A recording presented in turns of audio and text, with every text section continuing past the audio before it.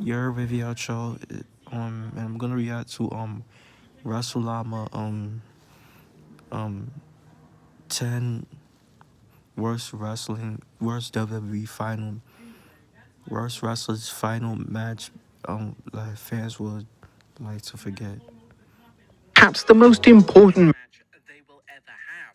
Their final match should represent their career, and the last match they should emulate that. However, the perfect retirement match doesn't always occur, and sometimes a WWE legend can go out by having one of their worst ever matches. But which ones were they? Well, join us now as WrestleMania looks at 10 of the worst final matches that WWE would like fans to forget. Be sure to subscribe and hit that notification bell for daily wrestling videos, and follow us on Facebook for exclusive lists.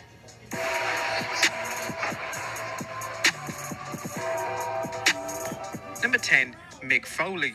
A hardcore legend, Mick Foley has come out of retirement a number of times over the years. He came out of retirement for a bizarre run in TNA, and he's even made various appearances in the Royal Rumble match, but Foley's last official WWE match outside of a Rumble cameo actually took place on Raw. Yeah, that's right, Foley had one of his final ever appearances in the WWE by wrestling on Raw. Fans often consider Foley's acclaimed WrestleMania 22 match with Edge to be his final WWE match, and probably that's the best way to look at Foley's retirement, but his last ever match on Raw took place in 2008. He has matches after that Mania match with Edge. He got matches. He had matches with Ric Flair and all that. But before Ric Flair, like he he was teaming with Edge, teaming with Edge and Lita to take on Dreamer, Terry Funk and Beulah in a hardcore match. It saw him team with Hornswoggle to take on the Highlanders in a rather brief match that showed fans why Foley didn't need to be an in-ring talent anymore. Number 9, Pat Patterson and Gerald Briscoe. During the Attitude Era, iconic wrestlers Pat Patterson and Gerald Briscoe became on-air characters known as the Stooges. They would act as Vince McMahon's right-hand men, and they were incredibly entertaining as a duo.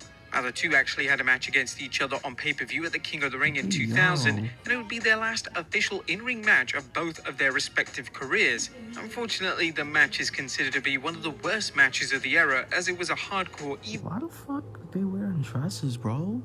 evening gown match. The two wrestlers wore women's clothing and proceeded to perform unfunny spots for around 3 minutes. They wearing mad makeup in their face, bro. Before Crash Holly interjected himself into the match. The match was for the hardcore title, meaning the 24/7 ruling was in full effect. The match was a terrible way for Patterson and Briscoe to go out, but at least they retired in a match against one another, which is something, I guess. Number 8, JBL. A former WWE champion, JBL is actually one of the only WWE stars in history to stick to his retirement plea. Well, that is if you don't count his brief cameo in the 2014 Royal Rumble. JBL would have his final WWE match at WrestleMania 25, taking on his arch nemesis Rey Mysterio for the Intercontinental title. JBL would be squashed in the match by Rey, losing in just 22 seconds, and then he would proceed to get on the mic and inform the audience that he was quitting WWE. Now, although it was great to see JBL put a talent of the nature of Rey over in his match, at the time fans expected much more. JBL had been a top guy for the past 5 years, and he could have done so much more with his retirement storyline. Number 7, Taz. I mean, maybe he was just tired and shit. Like, maybe he was just burned out. You know, wrestling for all those years. Like, oh, wow. Rey Mysterio did have a feudal deal with Chris Jericho in 2009. Like, SmackDown 2009 was fire, bro. Like, it was fire, bro. You got some of the best matches just on SmackDown, bro. SmackDown was better than Raw. As one of the top feuds heading into the ECW One Night Stand pay-per-view in 2006 was between Jerry Lawler and Taz. Lawler had been bad-mouthing ECW, and Taz would consequently stand up for the brand that made him and challenge Lawler to a match on the pay-per-view.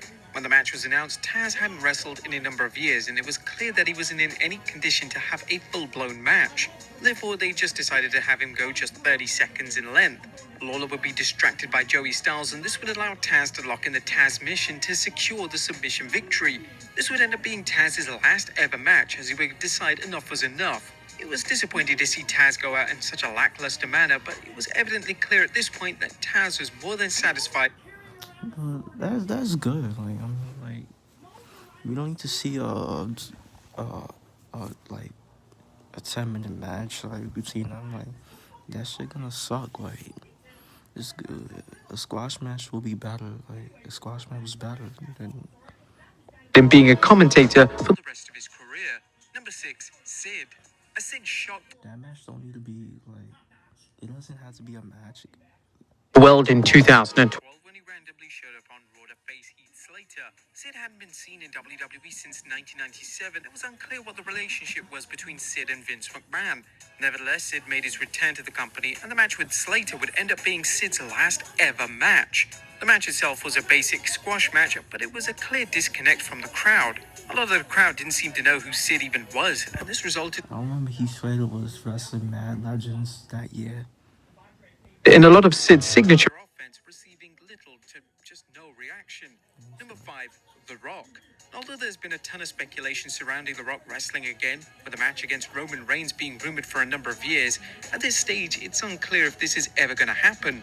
The Rock remains one of the biggest and most successful leading men in Hollywood, and The Rock would have to commit a lot of time to WWE in order to make that match ever happen. This meant that if The Rock decides to remain retired, his last ever match would be against Eric Rowan. This was the infamous match that took place at WrestleMania 32, and it saw The Rock challenge a member of the Wyatt family to a match, which was happily accepted by Rowan. Rowan was then soundly defeated by the Great One in a record-breaking 6 seconds, a record that hasn't been beaten to this very day. Number 4, Vince McMahon. WrestleMania 38 received widespread praise from fans, as well as great matches on the card. The pay-per-view itself featured completely unexpected moments, and one of these was Chairman Vince McMahon wrestling again. Following Pat McAfee's victory over Austin Theory, Vince would then challenge Pat to an impromptu match. They would then proceed to have a short 3-minute match that actually resulted in Vince securing the victory. The match featured interference from Theory, and this would ultimately allow the 76-year-old to pick up his first ever WrestleMania win in what will no doubt be his final in-ring match ever. Although the match wasn't the best, the post-match antics saw Stone Cold Steve Austin deliver one last stunner to the villainous McMahon, even though it was one of the worst shitty ass stunner. That stunner was butt, bro. stunners ever performed. Number 3, Kurt Angle. Well, there was a lot of buzz when Kurt Angle announced that he'd be retiring at WrestleMania 35. Angle was one of the greatest in-ring talents in WWE history, and there was a lot of hype WWE and TNA surrounding who Angle's final opponent would be. Fans hoped it would be John Cena, as Cena was It should have been John Cena. rumored for the show, and Cena made his WWE debut in a match against Angle all the way back in 2002. However, WWE had other ideas, and instead they booked Angle. And they both was in the same. They both was in the same arena. Like they should have wrestled, bro. Like instead you haven't wrestling this nigga Baron Corbin. Like Angle's final ever opponent to be Baron Corbin. Angle and Corbin had been feuding for a number of months, but the feud wasn't remotely interesting, and it certainly didn't warrant a WrestleMania match. Nevertheless, WWE persisted, and WWE had Angle lose to Corbin on the grandest stage of WrestleMania. The match fell completely flat.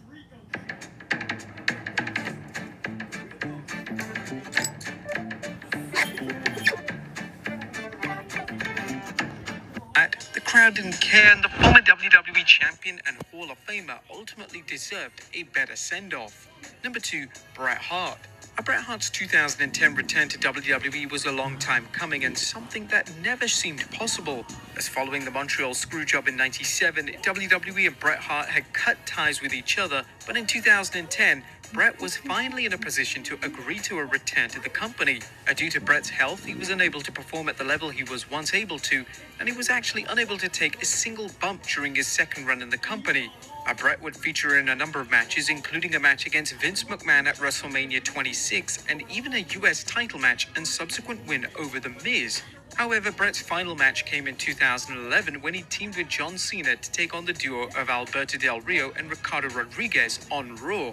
Bret would win the match for his all-star team, but by performing the worst-looking sharpshooter on Ricardo. It was a I ain't gonna lie, he should have stayed retired, bro. Should have stayed retired, bro. Like, sight to see Bret wrestle in such a lackluster way, and fans probably wish to remember Bret during his days of full health. And number 1, Shawn Michaels. And in terms of a perfect retirement match, he should have, Shawn Michaels too. Like, he should have stayed retired after his match with Undertaker, bro. May have been none better than Shawn Michaels' retirement match against The Undertaker at WrestleMania 26. The match was close to perfection, and it was a satisfying close to the legendary career of Mr. WrestleMania.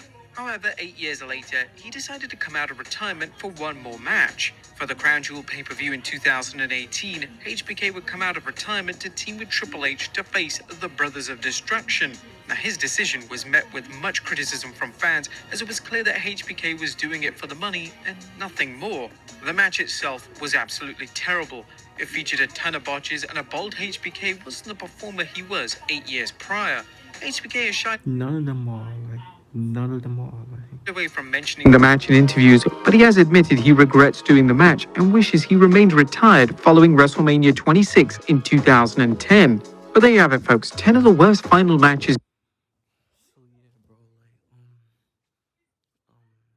let me know what y'all thoughts.